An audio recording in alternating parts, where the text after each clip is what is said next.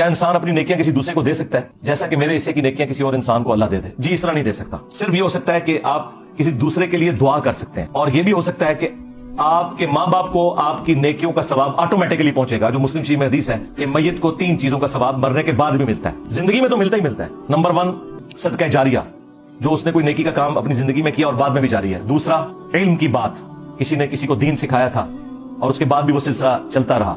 امام بخاری امام مسلم نے حدیث کی کتابیں لکھی, آج ہم تک پہنچی, یہ معاملات چل رہے ہیں, ان کو اس کا ثواب آٹومیٹکلی مل رہا ہے اور جینون ہے, ان کو ملنا بھی چاہیے, محنت بھی ہونی کی ہے. اور تیسرا نیک اولاد جو دعا کرتی ہے, نیک اولاد کے ہر عمل کا ثواب آٹومیٹکلی ماں باپ کو پہنچ جاتا ہے, زندہ ہو یا مردہ. گناہوں کا وبال نہیں پہنچتا سوائے اس صورت کے کہ جب ان گناہوں کے اوپر ماں باپ نے لگایا ہو.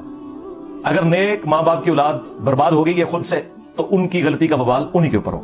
یہ اپنے فرقے کی خدمت ان چند ایک فتاوا کو سمجھتے ہیں جو ان کو کوئی لیٹر لکھ دیتا ہے کہ جی یہ میرے نکاح طلاق کا مسئلہ ہے, بتائیں کیا مسئلہ ہے, اور وہ ہم بھی انہی کی طرف ہی لوگوں کو ریفر کرتے ہیں. جیسے بینک اکاؤنٹ کھلانا ہے تو ظاہر میں نے تو نہیں کھولنا, میں بینک کی طرف ہی بھیجوں گا. ہم ان کو دینی مسئلہ بتا دیتے ہیں, باقی ہم کہتے ہیں فتوا لینا علماء سے جا کے لیں, کیونکہ وہ ریٹن جس طریقے سے آپ کو اسٹیمپ پیپر ظاہر ہے وہ آپ کو کچہری سے ہی ملیں گے, کورٹ سے ہی ملیں گے, میں نے تو نہیں دینے. ہاں میں آپ کو اس کی ورڈک بتا سکتا ہوں کہ یہ لکھی ہوئی ہونی چاہیے. تو یہ علماء جو ہیں وہ اس وجہ سے بھی نہیں کر سکتے. لائف سیشن باقی اپنے ایوانوں میں تو یہ گرجتے ہیں, اور آخری بات یہ کہ ان کے پاس جانا کس نے, یہ بیٹھ بھی جائیں, کیا لینے کے لیے لوگ جائیں گے, کس لیے جائیں ان کے فرقوں کی باتیں سننے کے لیے؟ تو اب تو لوگ قرآن و سنت کی بات سنتے ہیں, جو چند ایک ان کے